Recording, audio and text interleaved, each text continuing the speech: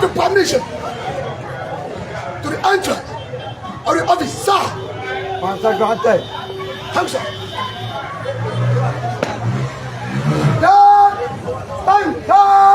Please.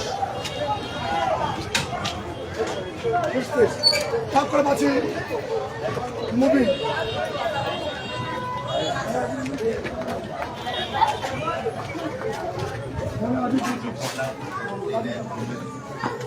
So this is the launching of the office.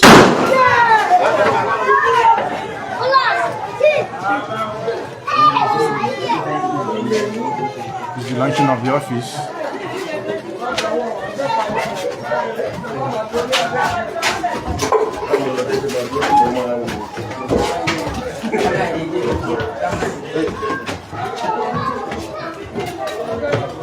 The work closer to your doorstep.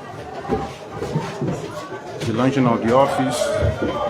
Office náà nìyí, òun ni ẹ wò yìí. Ekun security alert.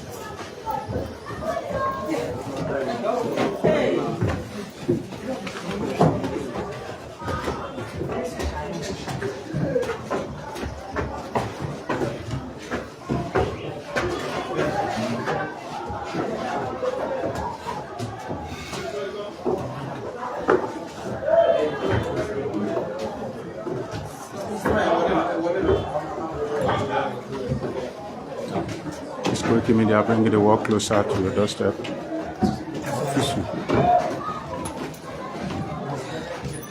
Tó pẹ̀lú orúkọ Ọlọ́run ọba àjọkẹ́ ayé, ọba àṣàkẹ́ ọ̀run, Ọlọ́run gbogbo ẹ̀dá, Ọlọ́run ọkùnrin, Ọlọ́run obìnrin, Ọlọ́run tí ó dá abarapá, tí ó dá abirùn, Ọlọ́run tó dá ẹni tó fẹ́ ṣe rere, tó tún dá ẹni tó fẹ́ ṣe bí. Ọlọ́run tó wá dá àwọn ànábì, tó wá fi àwọn kan ṣe ẹ̀kọ́ fún wa wípé èèyàn á máa kojú ogun bí ànábì wa Daju alayhi salatu wassalam tí gbogbo àmọ̀ sí David. Nígbà tí wọ́n wá jagun, tí wọ́n wá kógun jà ló wọn, ó jáde lọ, ó lọ kojú ogun. Pẹ̀lú iléeṣẹ́ ìjà Ekun tí Ọlọ́run fi sí ọkàn àwọn èèyàn kan láti jẹ́ ẹ̀ṣọ́ aláàbò fún ẹ̀tọ́ ọmọnìyàn, láti lè máa dáàbò bo àwọn èèyàn, láti lè máa jẹ́ kí ààbò àti ìṣọ́ wà. A fi Ọlọ́run a fi ṣí ọ́fíìsì lónìí.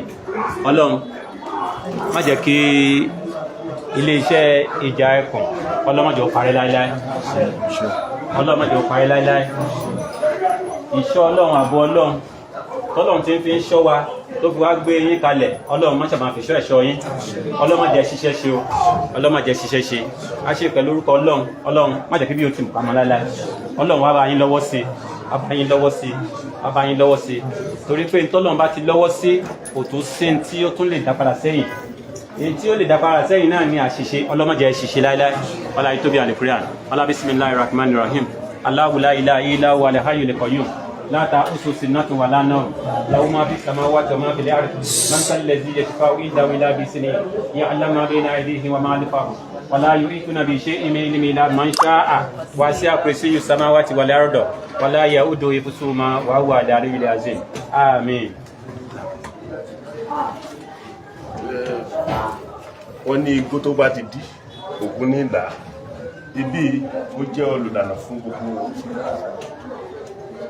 ajagunta tó wà bí. Ikú ò gbọ́dọ̀ wọ̀ bí, àrùn ò gbọ́dọ̀ wọ̀ bí. Gbogbo àwọn ọmọ ajagunta pátápátá nílẹ̀ Yorùbá àníríjà fún wọn. A fi ògún, a fi pín sí méjì báyìí kó pín àwọn ọ̀tá wa sí méjì. Ìlú owó àtàlàfíà kọ́ bọ̀ wọ́n bí láti lọ. Atama! Atama! Atama! Atama! Atama! Ababu! Ababu! Babaliya!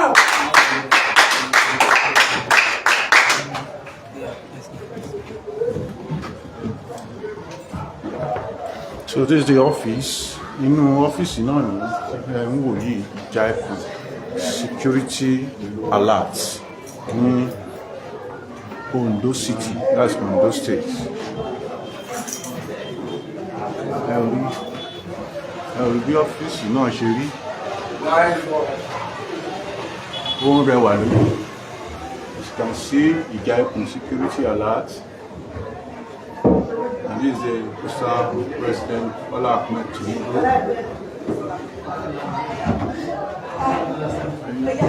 Chief Sunday Adeyemo Igboho Shawo Babadami.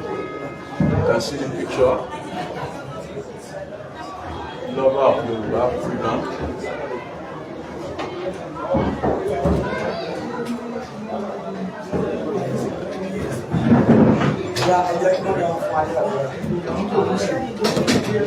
Ògo fún bàbá àti fún ọmọ àti fún Ọlọ́run ẹ̀mí mímọ́. Bẹ́ẹ̀ ni sì máa rí ní ìgbà gbogbo ayé àìnípẹ̀kun.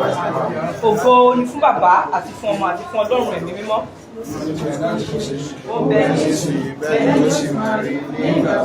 Ògo ni fún bàbá àti fún ọmọ àti fún Ọlọ́run ẹ̀mí mímọ́. Yóò ti wà láti kọ́ sí ó bẹ́ẹ̀ ní sí bẹ́ẹ̀ ló sì máa rí nígbà gbogbo. Tí Olúwa ní ilẹ̀ àti ẹ̀kún rẹ̀, ayé àti àwọn tó tẹ̀dó sínú rẹ̀, nítorí tó fìdí lẹ̀ sọ̀rọ̀ lórí òkun, ó sì gbé kalẹ̀ lórí ìṣàn omi. Ta ni ó gun orí òkè Olúwa lọ? Tàbí ta ni ó dúró níbi mímọ́ rẹ̀? Ẹni tó ní ọwọ́ mímọ́ àti àyà funfun, ẹni tí kò gbé ọkàn rẹ̀ sókè sí asán, tí kò sì búra ẹ̀tàn, òun ni yóò rí ìbùkún àti òdodo gbà lọ́wọ́ Ọlọ́run ìgbàlà rẹ̀. Èyí ni ìran àwọn tí í ṣe àfẹ́rí rẹ, Ọlọ́run Celestia. Ẹ gbé orí yín sókè, ẹ̀yin ẹnu ọ̀nà, àníkà àjùmọ̀ gbé yín sókè, ẹ̀yin ilẹ̀kùn ayérayé, kí ọba ògo tó ń jẹ́ Jehovah ó yá kó wọ inú ilé kó yà sí mímọ́. Orígun mẹ́rẹ̀ẹ̀rin inú ilé ìjọ ọwọ́ rẹ Ọlọ́run Elédùmarè kó yà sí mímọ́. Lórúkọ Jésù ikú ò gbọdọ̀ wọ inú ilé yìí. Lórúkọ Jésù àrùn ò gbọdọ̀ wọ inú ilé yìí. Lórúkọ Jésù wọn ò ní gbé ọmọ ogun ò ní kú nínú ilé yìí. Lórúkọ Jésù ṣẹ̀dá yóò ní gbàbọ̀dé bí. Ọlọ́run ayérayé ọba tó pọ̀ nípa àti agbára. Ó ní ìbùkún fún ẹni tí ó bá ń gbèjà ènìyàn rẹ̀. Nítorí pé ọmọ Ọlọ́run láwọn máa kúkú tún pè wọ́n. Ní orúkọ Jésù ẹ ò ní ṣìṣe nínú bíbá yìí. Lórúkọ Jésù ẹ ò ní ṣìṣe. Ta ni ọba ògo yìí? Olúwa tó lágbára, Olúwa àwọn ọmọ ogun. Ẹ gbé orí yín sókè, ẹ̀yin ẹnu ọ̀nà, àníkà àjùmọ̀ gbé yín sókè, ẹ̀yin ilẹ̀kùn ayérayé, kí ọba àwọn ọba ó yá kó bùkún fún wa, kó bùkún fún yín. Lórúkọ Jésù ẹ̀ka yìí ó máa pọ̀ sí i. Lórúkọ Jésù ẹ̀ka yìí máa pọ̀ sí i. A ò ní sìnkú ọmọ. Lórúkọ Jésù a ò ní sìnkú ọmọ. Lórúkọ Jésù agbára kún agbára fún yín. Lórúkọ Jésù bẹ́ẹ̀ ò ṣe máa bá iṣẹ́ náà lọ, Ọlọ́run á máa bá yín lọ. Abiyamọ ọ̀run á pọ̀ yín. Lórúkọ Jésù ẹ ò ní jábọ́. Lórúkọ Jésù ẹ ò ní jábọ́. Mo gbàdúrà fún bàbá wa President Tinubu náà. Lórúkọ Jésù Olúwa kó jà wọ́n lágbà. Mo gbàdúrà fún bàbá wa Bánjí Akíntóyè ọba Ọlọ́run tó fi ọdún kan ọdún ẹ̀sìn káyà nígbà ní orúkọ Jésù ó yá kó fi ọdún kan ọdún wọn pẹ̀lú àlàáfíà kó fi ọdún kan ọdún wọn. Mo wá gbàdúrà fún bàbá wa Chief Sunday Igboho lórúkọ Jésù Olúwa kó máa gbé wọn borí. Èrò wọn lórúkọ Jésù ọ̀run kó mú wá sí ìmúṣẹ. Bẹ́ẹ̀ni wípé ó ní jẹ́ kí ọ̀rọ̀ ẹnu mi àti ìṣàrò ọkàn mi ó ní jẹ́ kó ṣe ìtẹ́wọ́gbà ní ojú rẹ ní orúkọ Jésù. Èrò wọn ní rere sí wa ní orúkọ Jésù. Èrò tí wọ́n ní orúkọ Jésù Olúwa kó mú ṣẹ. Ọkàn gbogbo wa balẹ̀, omi ara wa ò ní gbẹ lórúkọ Jésù. Ìṣẹ̀dáwọ̀ ò ní gbàgbọ́ níbi. Mo wá gbàdúrà wípé gbogbo kíbi tí ẹnì kankan wá ti wá lẹ́nu ayọ̀ náà ò fi padà sílẹ̀ lórúkọ Jésù. Ní orúkọ Jésù ẹ̀jẹ̀ ogun òní fi ẹ̀jẹ̀ wa wà, ọkàn wa yóò balẹ̀. Ó rí bẹ́ẹ̀, ó ṣe bẹ́ẹ̀, Jésù Olúwa wa. Méje. Hallelujah, hallelujah, hallelujah, hallelujah, hallelujah, hallelujah, hallelujah. Bàbá ní orúkọ Jésù. Ọlọ́run a gbé ọ̀gá yìn ológo. A dúpẹ́ fún security alert ìjà àpèyé. Bàbá gba ọpẹ́ wa. Ó ti lé lálẹ́ fún lẹ́ni, wọ́n ti fi lélẹ̀ ní orúkọ tí bàbá fi ń tí ọmọ tí ń tẹ̀ mímọ́. Lórúkọ Jésù kò ní wó lulẹ̀ o. Mo wá gbàdúrà fún gbogbo àwọn darí ní Ondo West local government nínú ìjà ẹkùn security alert. Ọládùúà lórúkọ Jésù ọwọ́ ayé ò ní tẹ̀ ọ́, ọba ayé ò ní bà ọ́. Níbí báyìí kí n ṣe ọ́fíìsì ń wá gbàdúrà wípé agbára Ọlọ́run kó yí bíbà yìí ká ẹni tó máa gbàbọ̀dé bá yín ní bíbà lórúkọ Jésù kò ní wọ bí ó tó wọ bí ọlọ́ba làyà ìmọ́lẹ̀ àṣírí rẹ̀ máa tú. Mo wá gbàdúrà wípé Olúwa yóò máa gba ọwọ́ yín ṣiṣẹ́. A gbàdúrà fún bàbá wa Professor Banji Akintoye, a gbàdúrà fún bàbá wa Chief Sunday Igboho Òòṣà kó ra kó jù wọn mú kó ràn wọn lọ́wọ́ gbogbo èrò wọn sí rere nílẹ̀ Yorùbá kó wá sí ìmúṣẹ. A gbàdúrà fún bàbá wa Olúọdẹ tó wá láti ìrìn àjò wá sí ìlú Oǹdó kó ra kó jù wọn mú.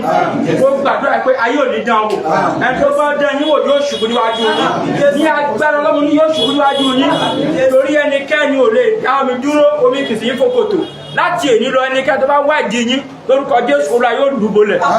Mo gbàdúrà fún gbogbo àwọn security alert ní ọ́fíìsì Ondo West Local Government àti gbogbo ibi tẹ́ wà nílẹ̀ Yorùbá wípé ẹ fẹ́ kí àwọn jínigbé kó gbé wa mọ́ ẹ fẹ́ káwọn Fúlàní tó ṣiṣẹ́ ibi kán bá wa ìyá wa sùn àtàwọn àbúrò wa àtàwọn ọmọ wa. Àwa gbàdúrà pé lágbára Ọlọ́run ọwọ́ wọn ò ní tẹ̀yìn o ẹ̀yin lẹ́wọ̀n máa borí ẹ̀yin lẹ́wọ̀n máa lókè ṣá torí pé òkè òkè la máa ń wo òkè ní agbára lọ ẹ máa lékè ṣá ní gbogbo ọ̀nà ẹ máa lékè ṣá ẹ máa lọ ẹ máa bọ̀ Bíbélì sọ pé ìjáde yín yóò jẹ́ ìbùkún ìwọlé yín yóò jẹ́ ìbùkún bẹ́ẹ̀ ni yóò rí fún yín lórúkọ Jésù. Mo gbàdúrà pé lẹ́ẹ̀kan sí aya bíbá sí mọ́ ní orúkọ ti Bàbá àti ní ti Ọmọ àti ní ti Ẹ̀mí Mímọ́. Gbogbo àwọn tó ti wá níbi tẹ́ ti wá ẹ padà láyọ̀ àti àlàáfíà. Iléeṣẹ́ yóò máa gbèrè sí from local government to local government, from local government to world, from state to state, from state to state. Lórúkọ Jésù yóò di ńlá yóò di àràbà. Mo gbàdúrà pé ẹ ò ní ṣubú dànù. Ògo ìfòkàn Ọlọ́run ní orúkọ Jésù Kristi ní a gbàdúrà.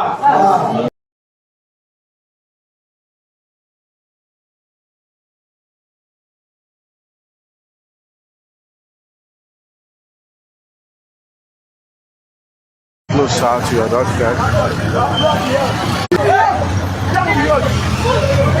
This is the main office. At Okeshida, as you can see, Ekun, security alert. Kristi ní agbàdúrà. Ó tún sọ lẹ́ẹ̀kan sí ọládúrà ọgbọ́n àti òye tẹ́ ẹ nílò Ọlọ́run á yọ̀ǹda rẹ̀ fún yín torí pé láti darí nǹkan kan ọgbọ́n ṣe pàtàkì àti òye Ọlọ́run kí ó lọ. Bàbá àrólé a gbàdúrà fún yín lórúkọ Jésù Olúwa wà pẹ̀lú yín o. Mo gbàdúrà pé ọgbọ́n àti òye Ọlọ́run á yọ̀ǹda rẹ̀ fún yín Ọlọ́run ò ní fi yín sílẹ̀ ẹ ó darí ẹgbẹ́ yẹ ó gòkè sí i níbi tí àwọn ọ̀tá fojú sí ọ̀nà nígbàbẹ̀ o Jésù Olúwa wa. Thank you everybody.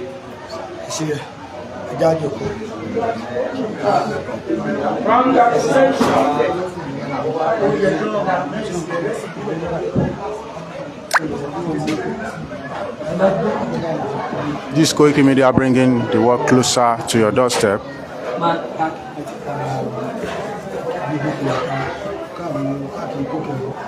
Yàrá máa bá Commander Ekun security alert sọ̀rọ̀ ní ìpínlẹ̀ Ondo, that is Ondo City General Commander Southwest Command. A máa bá wọn sọ̀rọ̀ ní gẹ́gẹ́ bí nǹkan tí wọ́n fi lélẹ̀ lẹ́nu ọ́fíìsì wọn tí wọ́n fi lélẹ̀. Kí ni orúkọ yín? Orúkọ mi ni Comrade Mustapha Ọláàdúrà tí mo jẹ́ General Commander fún Ekun security alert. Nǹkan tí ó lalẹ̀ wù lẹ́ni tí inú gbogbo ọmọ Yorùbá sì dùn sí káàkiri àgbáyé kí ni ẹ̀rí sọ sí? Èyí tí yóò ṣẹlẹ̀ bíbá ilé mi ọ̀nà ni pé a lọ́ọ̀nchì Ekun security alert ní eléyìí tí a gbé kalẹ̀ láti lè fi dáàbò bo dúkìá àti ẹ̀mí ará ìlú ní ọ̀nà tí ó bá òfin ìjọba àpapọ̀ orílẹ̀-èdè Nàìjíríà mú tí a sì ti gbégbésẹ̀ rẹ̀ tí wà registered lábẹ́ ìjọba Nàìjíríà tí ṣe Federal Republic of Nigeria. Gẹ́gẹ́ bí a ṣe mọ̀ wípé ètò ààbò mẹ́ẹ̀ ní ilẹ̀ Yorùbá, àwọn àgbẹ̀ wa wọn ò lè lọ sí oko mọ́, wọ́n ti bà àwọn èrè oko wa jẹ́ àti pé àwọn ará ìlú wọn ò lè sùn ní ojú méjì, ẹ̀rù ń bà wọ́n.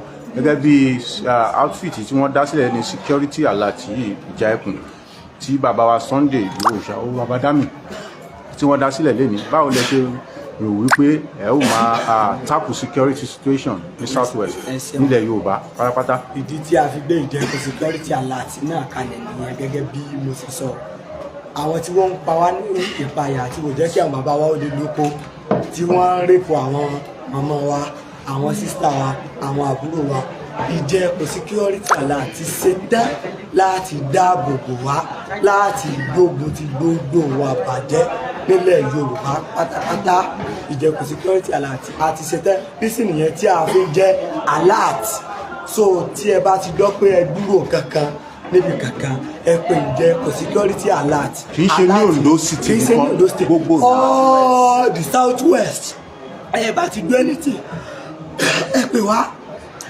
a pe àwọn tí wọ́n jẹ́ state command wa tí wọ́n wà níbẹ̀ so láti wá bẹ ibẹ̀ wò àti gbèsè tí ó bá kú tó yẹ ká sí. ẹ ṣe orúkọ yín lẹ́ẹ̀kan sí. orúkọ mi ni Comrade Mustapha tí mo jẹ́ general commander ìjẹ́kù security alert. ẹ ṣeun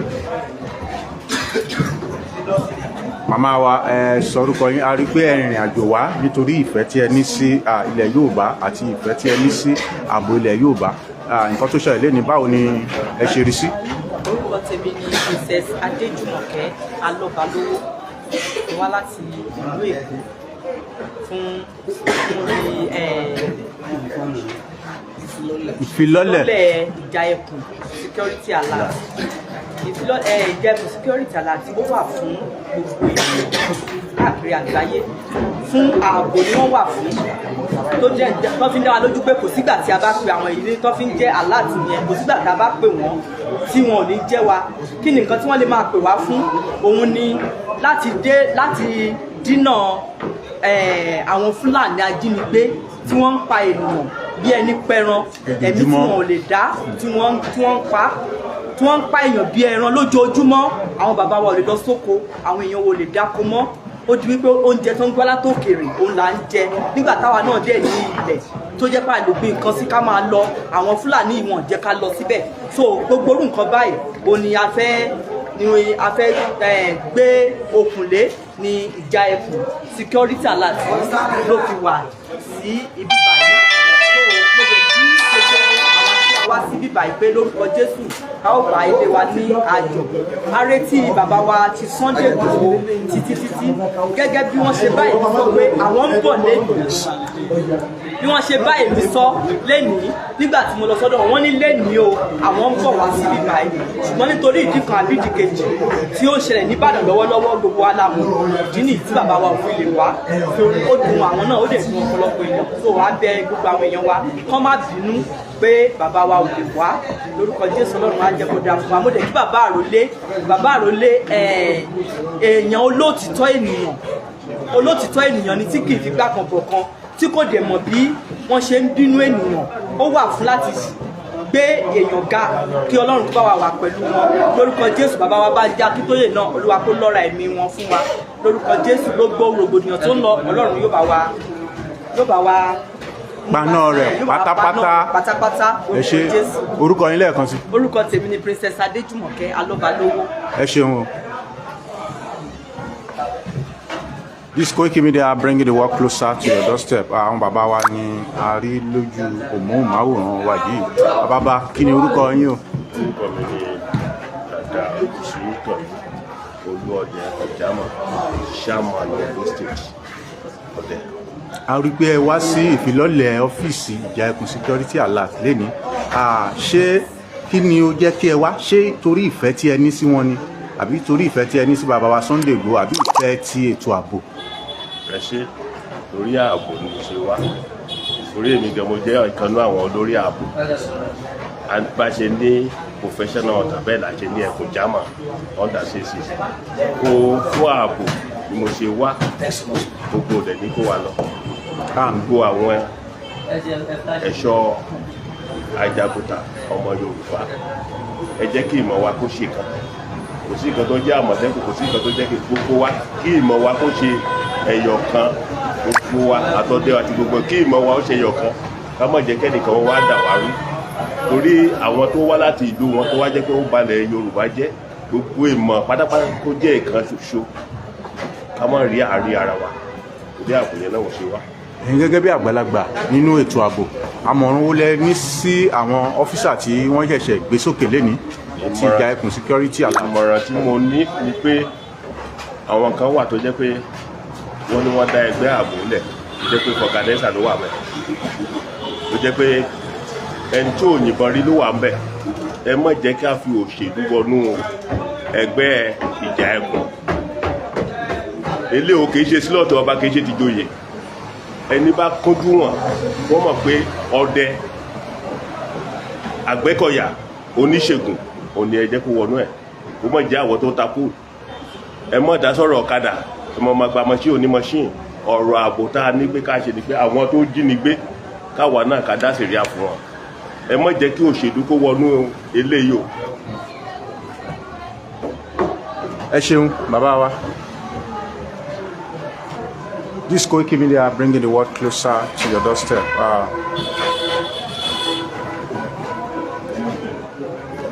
Kí ni orúkọ yín? Orúkọ mi ni Ajayi Solomon, Superintendent ìjà ẹkùn, Area Commander Àkókó mẹ́rẹ̀ẹ̀rin. Gẹ́gẹ́ bí ẹ ṣe mọ̀ bí ètò ààbò ṣe rí ní ìlú Àkókó, bí ìjínigbé ṣe pọ̀, àwọn àgbẹ̀ wa tí wọ́n lè lọ sóko bí wọ́n ṣe ń jí wọn gbé. Báyìí tí ìjà ẹkùn security alert tí ó ti wà báyìí tí ó ti fi ìdí lélẹ̀ dáadáa, kí ni iṣẹ́ wo ni ẹ fẹ́ ṣe báyìí láti wí pé ètò ààbò ó dájú ní Àkókó area? Inú mi dùn láti wà ní ipò yìí nítorí pé ọ̀rọ̀ ètò ààbò ní Àkókó ó mú ẹ̀gbẹ́ lọ́pọ̀lọpọ̀. Ojoojúmọ́ lè ìpànìyàn pọ̀ àti ìjínigbé tí àwọn Fúlàní darandaran tí wọ́n ń pa àwọn èèyàn wa. Àwọn ìyá wa ò lè lọ sóko mọ́, bẹ́ẹ̀ náà làwọn bàbá wa. Wọ́n bá ọ̀pọ̀lọpọ̀ àwọn ọmọ wa ń sùn, àwọn ẹ̀gbọ́n wa, àwọn ìlú wa. Wọ́n tún bá wọn sùn kan, wọ́n tún pa wọ́n. Ṣùgbọ́n níwọ̀n ìgbà tí orí ọ̀fẹ́ ìjà ẹkùn security alert tó ti wà tí mo sì jẹ́ ọ̀kan nínú àwọn olóyè gẹ́gẹ́ bí area commander fún Àkókó mẹ́rẹ̀ẹ̀rin, màá fa gbogbo ipá àti agbára mi láti ṣiṣẹ́ wípé láti gbógun ti àwọn aṣèbàjẹ́ wọ̀nyí kí Ọlọ́run kí ó dẹ̀rùn. Orúkọ yín lẹ́ẹ̀kan sí? Orúkọ mi ni Ajayi Solomon Ali, area commander Àkókó mẹ́rẹ̀ẹ̀rin.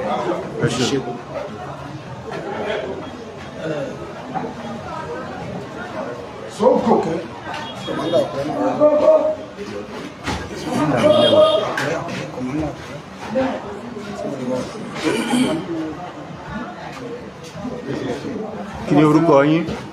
Orúkọ mi ni Adémọ́lá Abíọ́dún. Kí ni ipò yín àti ìbò lẹ represent? Kọ̀mọ́ndà Àkúrẹ́ zona kọ̀mọ́ndà. Báwo ni ẹ ṣe gbáradì kí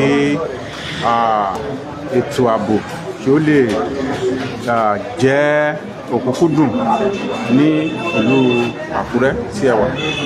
Àkọ́kọ́ náà mo dúpẹ́ lọ́wọ́ Ọlọ́run.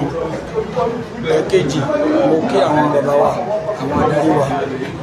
Mo lè kí bàbá wa akọgun Yorùbá là ṣe Sunday Adéyẹmọ Ìgbòho. Mo kí wọn pé kí Ọlọ́run kó ràn wọ́n lọ́wọ́. Gbogbo ìtọ́wọ́n ní lọ́kàn láti ṣe fún ilẹ̀ Yorùbá, Ọlọ́run kó fún wọn ṣe. Mo lè kí bàbá wa náà Àrólé tí wọ́n mọ̀ sí Àrólé tẹ̀tẹ̀. So ohun tí mo fẹ́ sọ nípa ètò ààbò, inú mi dùn láti wà ní ẹgbẹ́ ìjà ẹkùn security alert. Torí ó kà wá lára gbogbo tó ń ṣẹlẹ̀ ní agbègbè wa.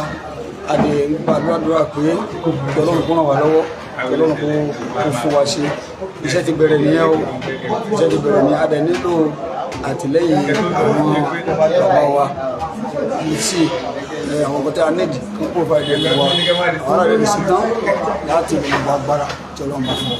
Ẹ ṣé, orúkọ yín lẹ́ẹ̀kan sí? Orúkọ mi ni Adémọ́lá Abíọ́dún tí mo gbé Àkúrẹ́ zona kọ̀mọ́ndà. Ẹ ṣé.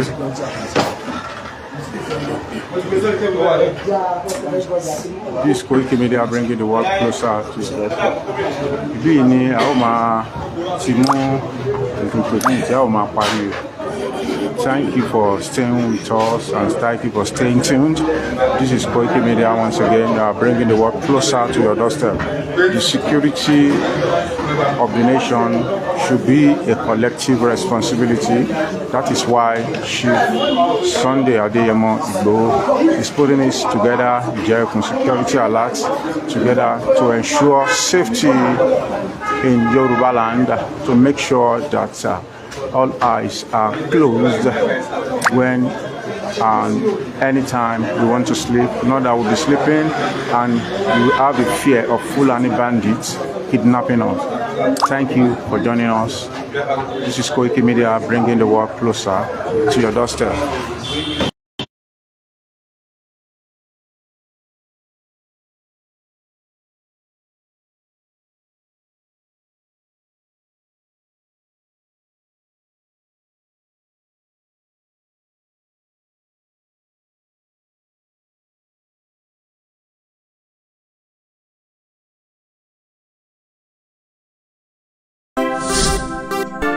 Ìrédé láti iléeṣẹ́ ìjà ẹkùn security alert, iléeṣẹ́ tó ń ṣèpèsè àwọn ẹ̀ṣọ́ aláàbò tó dúró ṣinṣin fún ilégbèé, ilé ìtura, iléeṣẹ́ àbí ibùdó ìtajà ẹni. Ìjà ẹkùn iléeṣẹ́ ìjà ẹkùn security alert ló ń kéde fún gbogbo àwọn tó bá fẹ́ gba àwọn ẹ̀ṣọ́ aláàbò security àbí gbogbo àwọn tó bá nífẹ̀ẹ́ láti bá wọn ṣiṣẹ́ pọ̀ gẹ́gẹ́ bí ẹ̀ṣọ́ aláàbò yẹn security. Ọ́fíìsì wa ti wà ní Òkèṣídà ládùúgbò tó kọjú sí ààfin ọba Òṣèmọ̀wé ìyẹn town hall nílùú Oǹdó. Bẹ́ẹ̀ làwọn ẹ̀ka ọ́fíìsì wa míì tún bẹ nípínlẹ̀ Oǹdó. Bóyá ẹ̀yin wá nílò àwọn ẹ̀ṣọ́ aláàbò tàbí ẹ sì fẹ́